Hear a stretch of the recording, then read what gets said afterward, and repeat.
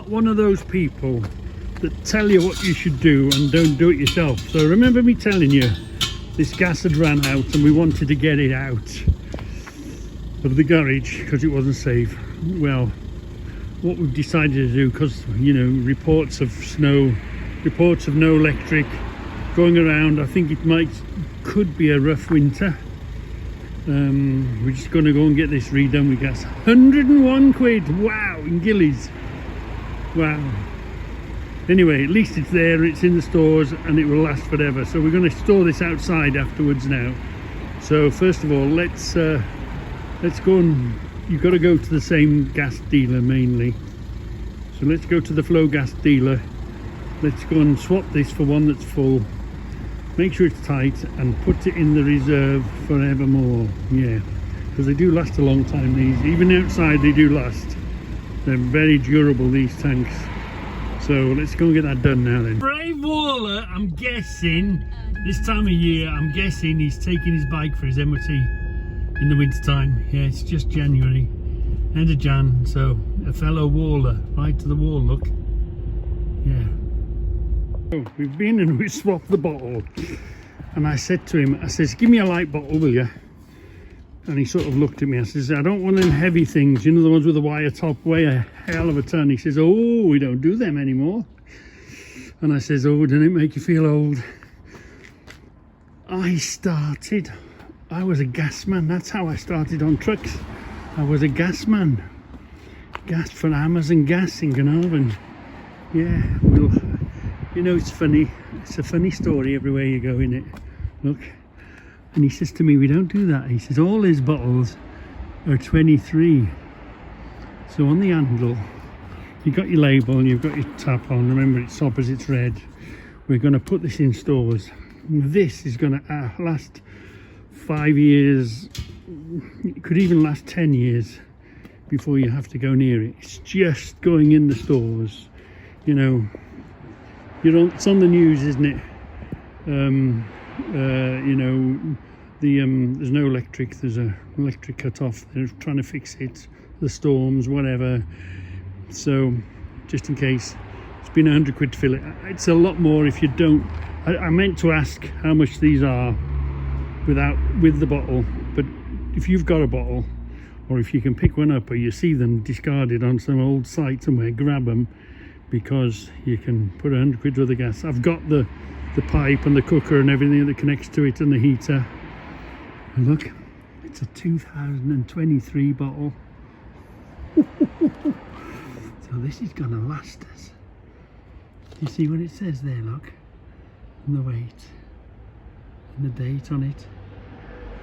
Yeah, 23. It's a brand new bottle, this is. Yeah, brand new bottle. So this bottle can sit, it's going to sit outside. I don't want it indoors in case there's a fire. I'm just going to put it by the water. Let me go and let's have a look, let's reminisce, let's go and get some old Amazon Gas paperwork, my qualifications for moving this stuff around. Yeah. So let's put this away and let's yeah, look, the diesel came in again. Let's put this where we're going to store it. So we've been to Gillies for the 47 kgs of gas. 101. Why 101 quid? Anyway, 101 quid. Just up the road from us. Yeah. So we've not only sort of given ourselves a bit of preparation if ever we need it, if it's bad now, we will have inflation proofed ourselves. So just imagine what that's going to be in, let's say, 5 years or even 10 years.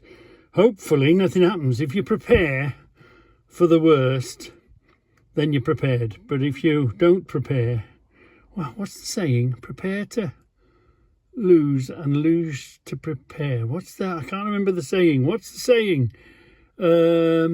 Prepare to lose, or yeah, prepare to, I can't, there is a saying, isn't there? Failure to prepare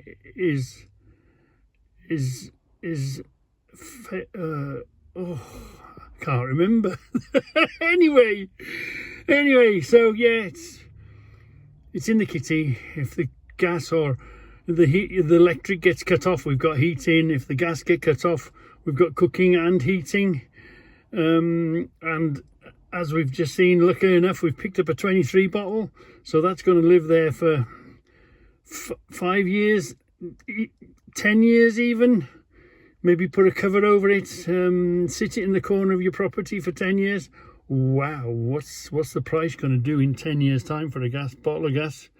What's it done in the last 10 years? I seem to remember, let's go and have a look at the my qualification papers. Let's have a look at a date. I seem to remember them at about 35 quid, I think they were. 30 or 35 quid. We'll ask Debbie, because Debbie was the secretary in Amazon Gas as well, and I worked there. But you're talking 25, 30 years ago? I'm guessing 30 years ago. Let's go and dig out the paper. There's a story everywhere, isn't there? There's a story everywhere. So just a little story, just a little catch up on the security. We know about the door. We know about the locks behind the door. But always, so we're coming out of the garage now. We're going into the door, aren't we? Just leave your key. Just leave your key in the door. So you're not going to lose your key, are you? But it locks it. So if they break into there, they've got to break into here. I know this is only a greenhouse, and they're not going to come and steal the tomatoes, are they? But if they want to come any further, here is the greenhouse door. So just keep the key in the lock all the time. Always lock your doors behind you. So, okay, the car is in here, and of course the wing is in there. But usually we've got this gate locked and chained. We've left it open for Debbie. Step through, and so if they want to get at the wing, again, don't need to be bothering with finding the right key, all that sort of fiddling about. There, that side of the door, you just got to stop them from coming this side of you. Just all about barriers and all about slowing down. And locks, you've got to remember to bring your key with you. But if you're always going to come out this way, which is always the way out, then we'll come out this way, won't we? And we'll go through the exit door. We won't go through the exit door because the big door's open on it. But anyway, you know what I mean, don't you? Yeah. So if you shut doors behind you, just be in the mind of shutting them and locking them behind you. It doesn't take 2 minutes. It just adds to your security. And that door opens. Anyway, come on, let's carry on with the gas story. Oh, blimey! Wasn't this a long time ago? That was in... what date was this one? What date? There was a year on there. Oh, yeah, that was 91. Yeah, there's...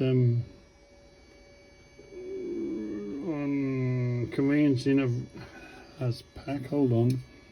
Then we've obviously done a fire course. I'll tell you what, these fire demonstration people, what year was that? Same again. Oh no, October 92 that was. They didn't show you, the man showed you what he could do with the gas. 92 this one. Certificate awarded to a successful Amazon, oh no, that's the forklift license. So yeah, there's my gas thing. And then I hadn't passed that very long. January 93. So I remember, although it looks, it works for Shell Gas, formerly known as Amazon Gas, yeah. They're mainly involved in the delivery of LPG, liquid petroleum gas, yeah, cylinders throughout the North Wales, which had a good knowledge. He had experience in the air and the use of the high-up crane, and also site training on the forklift, blah blah blah, usual stuff. Rated as a strong character, yes, which shines through amongst the workforce, and always kept them going when they were feeling down. Woo! You know, if ever you're feeling down, just go Anyway, that's another story. The person I would like to do any task at the best of his ability. Sadly, Red once again wanted to widen his horizons. Yeah, well, the truth about that is, I was due, you know, you wait for someone to die and you're next in line. They wouldn't let me loose on a Ford Transcontinental, not the new Ford Transcontinental, the old Ford Transcontinental, because this is in January 93. So the guy had moved on. No, an Arctic, because I passed my test. When did I pass my test? Let's have a look. My class 1, I'm doing my learning. I should have just jumped in the class 1 and bluffed my way, but anyway, it don't matter. We did these on the gas 7.5 tonners and 10 tonners, and then it was my turn to get on the Arctic in the flow of things, but they wouldn't let me loose on it because a new manager had arrived not very long, and he brought his own people with him. So Widnes had shut down and had moved into Carnarvon, and of course had brought their people with them, and my face didn't fit, so it was time to walk off. But that was all over a Ford Transcontinental truck.